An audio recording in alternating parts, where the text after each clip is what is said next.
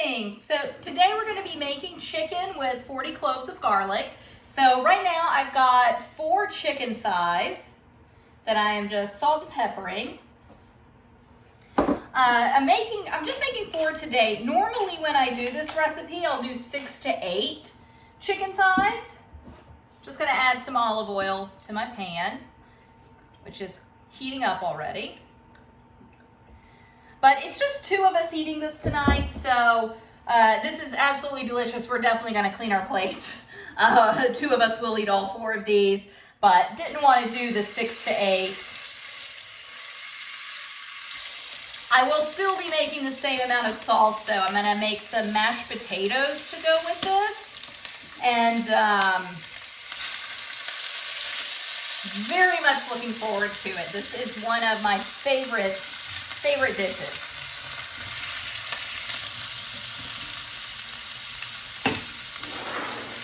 Okay, so while this is browning, I'm just going to salt and pepper the other side. And what we're doing here is we're just kind of getting a good sear on our chicken, both sides of our chicken. Getting the skin nice and crisp, then we'll remove it and we'll just put it back on the same plate. It will not be cooked all the way through.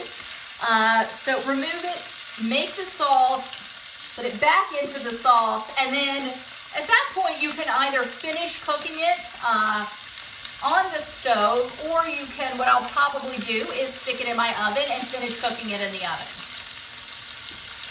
So while those are browning, I am going to start getting together my 40 cloves of garlic. I am cheating and using pre-peeled garlic. Just little packets of garlic. It's already been peeled. It's a real booger to peel 40 cloves of garlic, not gonna lie. The easiest thing to do is about 3 heads of garlic. You can kind of parboil them on the stove to just help loosen the skin so they slip out of the skins more easily. But this stuff comes pre-peeled. I'm just going to count 40 out. It's so easy.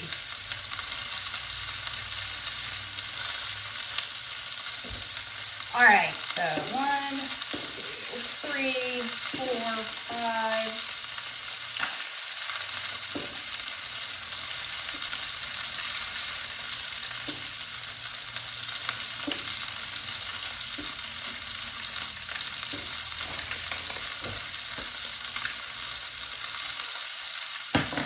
It's 12, I don't know if it's 12 per packet, so I am going to count all 40 out. 13.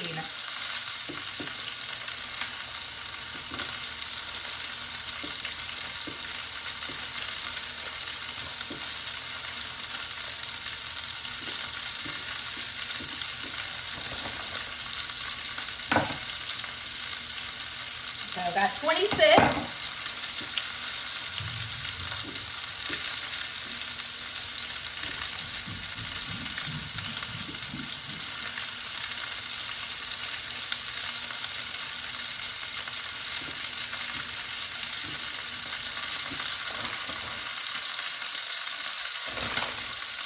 Okay, I have 38. I'm going to do 38 cloves of garlic instead of 40. I don't want to have to open a new pack. So once you open it, like, you really need to use that pack pretty quickly. So I am just going to do chicken with 38 cloves of garlic.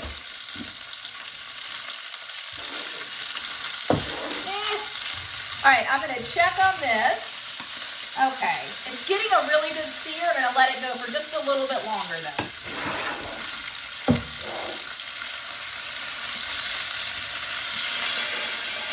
Okay, so you can see it's getting really nice and brown.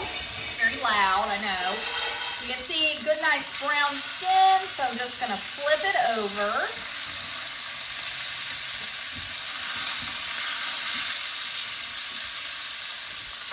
So we're back.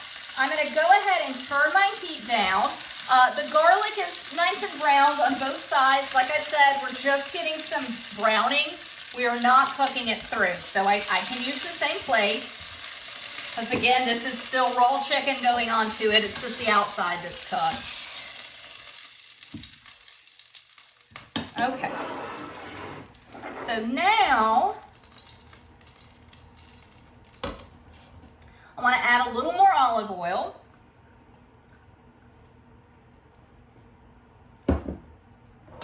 And then I'm going to add 4 tablespoons of butter, which is a lot, but it is worth it, I promise, which actually I think 4 tablespoons is about what I have left in here. Perfect. Woo. So just let that melt down.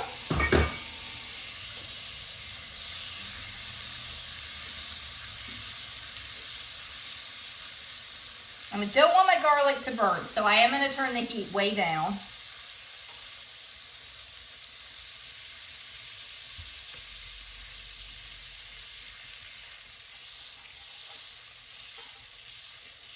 I would rather at this point get my heat a little too low than get it too high. Too high, your garlic will burn. Too low, you just turn it up. So. All right, perfect. All right, here goes 40 cloves of garlic. There we go. They're not sizzling immediately, so I can turn it up a little. There we are now just kind of waiting for our cloves of garlic to get nice and brown, and they're really going to start breaking down, and eventually they'll break down so much that they're not even really a clove of garlic anymore. They're just incorporated into the sauce. That'll be some time before that happens.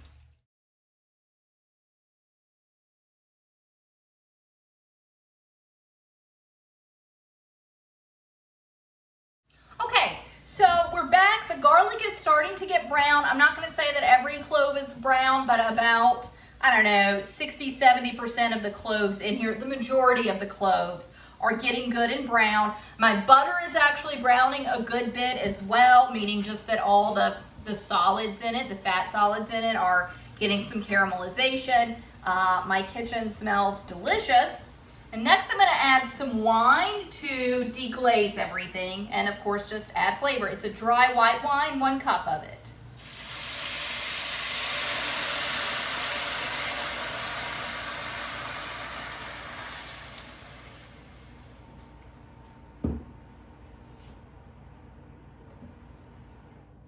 Oh yeah, so wow.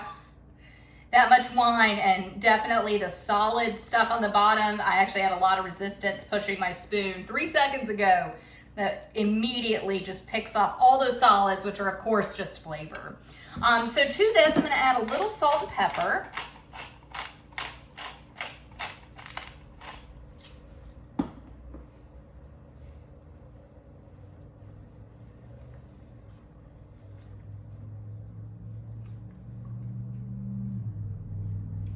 Just continue to pick up any bits on the bottom. And what I'm doing now is, so right now it's deglazed, right? All the bits are picked up off the bottom. I feel no resistance with my spoon any longer. So what I'm doing now is I just want the alcohol to cook off, meaning that I just want to no longer smell fumes from alcohol when I stand over it, okay? So it smells pretty highly alcoholic still. So I'm just going to let this cook until the fumes don't smell like alcohol vapors anymore, which is usually pretty quick. All right, it's definitely getting there. I smell a lot less alcohol vapors. For a full cup of alcohol or a full cup of wine, I'm not surprised it's taking a minute. So here we are. We've hit it. The magic moment. I no longer smell alcohol coming off of this, so I will say this is ready for the next step, which in this case, the next step is putting the chicken back into it, covering it, and I'm going to put it in the oven until the chicken is cooked through. So meaning it's 165 degrees on the inside. So I will get this in the oven, and I will see you back here when it's ready to come out. And I'm going to pour all the juices that came out of the chicken right back in. All right, see you in a little bit. Okay, so we're back with our chicken with 40 cloves of garlic. I just took this out of the oven. So I've got my oven mitts handy because everything is incredibly hot. And when I put pans like this in the oven, I tend to forget they just came out of the oven, and I go to grab the handle, and it's a whole mess. So I am just gonna bring this up to about medium heat it's already warm, but I've got it on a pan on medium, okay? So what I want to do is I just want to remove a few of these garlic cloves. I'm going to use them for garnish later.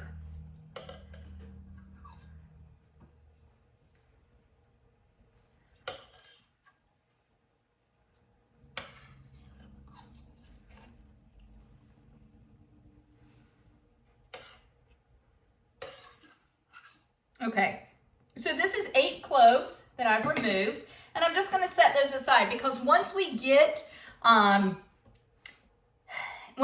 sauce made with all of the garlic and the wine and the olive oil and the butter, once the sauce gets made, the rest of the cloves that are in here are going to break down. So I want to take a few out so that when I serve it, I've got 4 pieces of chicken. Each piece of chicken is going to have a couple of cloves that go with it.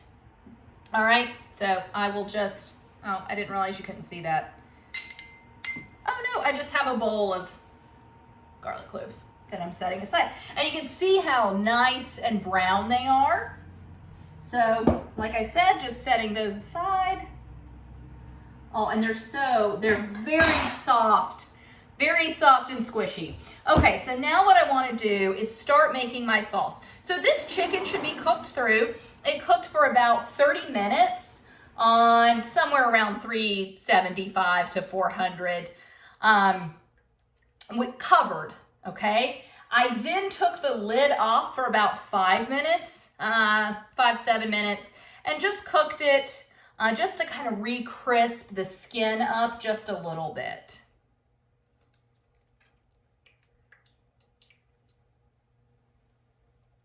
Okay.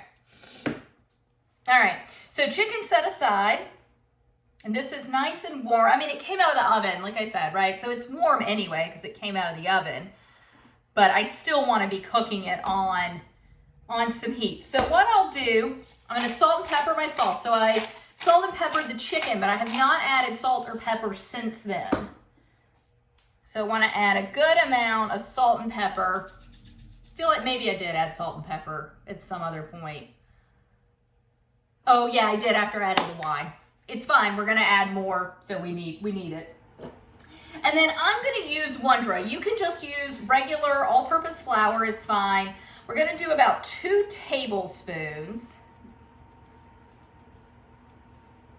So Wondra is basically all-purpose flour that is ground finer than traditional all-purpose flour. So there's no leaveners or anything in it, as in like a self-rising flour, but it's ground up really small, so it cooks down into sauces a lot better than all-purpose would. So when I'm just doing something like 2 tablespoons, maybe even a 1/4 cup, and I'm just eyeballing it, but when I'm using amounts that small and I'm making a sauce or a gravy or something, I think I'm just gonna finish this off.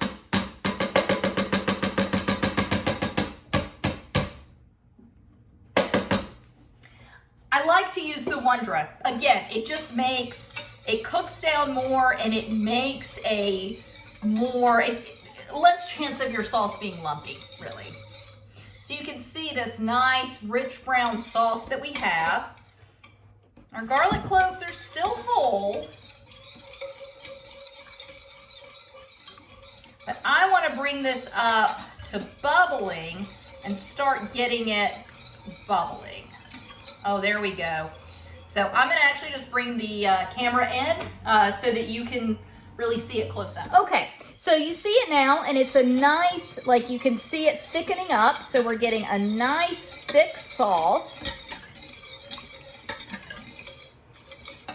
And I'm feeling some resistance with the garlic. It's going to start breaking down just the more I whisk it. And the more I whisk it, the more of a sauce that is really, well, I should say, the more of like a gravy that is really being created with this. It's giving it a little bit of body, a little more texture, which is what I like. I mean, I like a nice, like, thick style gravy to go with things. If you don't like that, don't whisk it as much.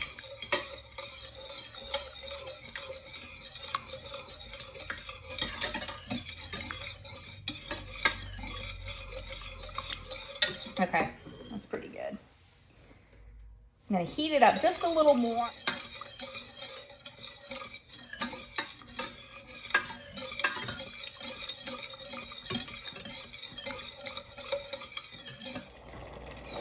Okay, so you can see this salsa is really nice and heating up from the bottom. We see it bubbling now. It's thickened up a lot from the Wondra that I added. Again, you can just use regular flour would be fine. Now I'm gonna add half a cup of cream. All right, my handle is still hot from it being in the oven, so gotta hold on to it.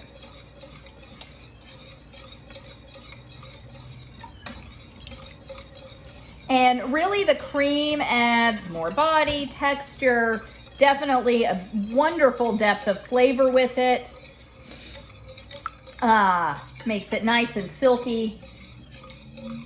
But we do want to cook it down just a little and let it incorporate, right? So anytime you're making a sauce, as you add things, you want to give them the time to cook in. And also for me, because I do like a thicker gravy, I want to continue keeping heat on this. Or I'm sorry, keeping heat on this. I want to continue to keep some movement into it. So we're getting more of the sauce that I want. Again, if you want a thinner sauce and you want your 40 cloves to be a little more obvious in it, then don't whisk it as much. That's fine.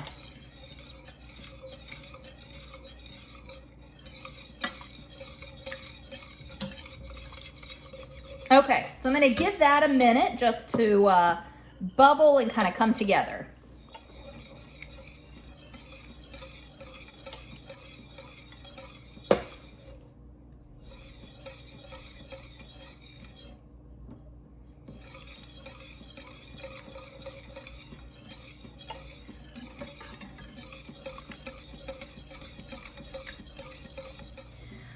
Okay, so we're gonna make some mashed potatoes to go with our chicken with 40 cloves of garlic.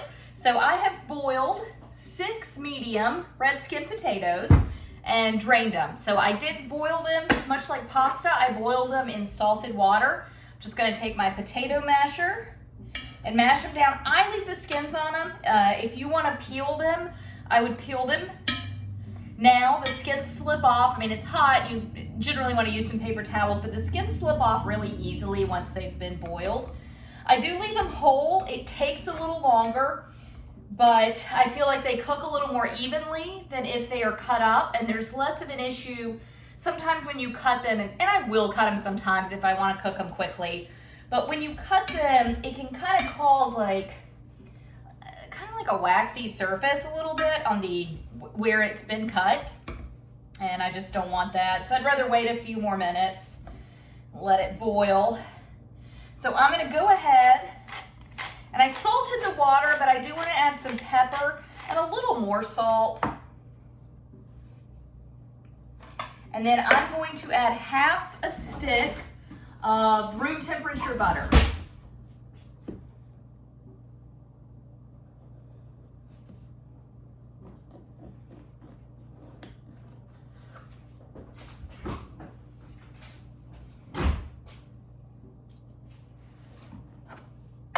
Okay, and because these are hot and it's just half a stick, I'm not gonna worry with cutting it up. It'll melt in pretty quickly.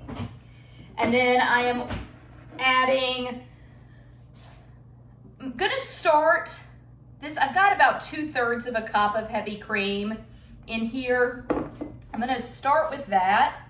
See how far, this is pretty hot, so I wanna use my glove. See how far that gets me. I might end up adding all of it. So I started almost a half a cup, and those are mashed pretty good. I don't know why I'm still mashing. Definitely time to just stir them together. when you're only doing 6 potatoes, they mash up pretty quick. I usually do potatoes in much larger quantities for holidays when there's more than just 2 folks eating. And you're really just stirring this together. I'm definitely gonna go ahead and add the rest of my cream. You could use milk, you could use half and half. Those would both be fine. They wouldn't be fine, they'd be great. My cream, they were out of pints, so I had to buy a quart, so I just have a lot of extra cream.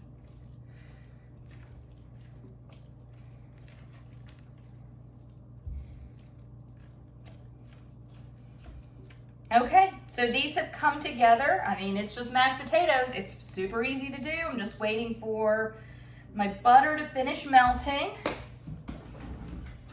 Give them a taste.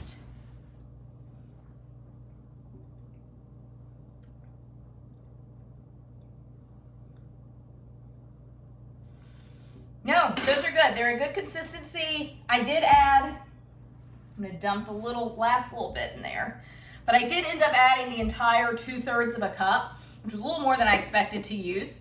That, a 1/4 stick of butter. This is gonna be great because of course we are eating it with the chicken with 40 cloves of garlic, so that delicious sauce that we've been making all day, or not all day, but see, it feels like all day. So that delicious sauce that we've been making is going to be the gravy that goes on top of these. So it's a very flavorful sauce. So I wouldn't want to do cheese or garlic mashed potatoes. If I were to do cheese, it might be something like a brie, something that's going to add some extra flavor to it, but not a whole ton of extra flavor.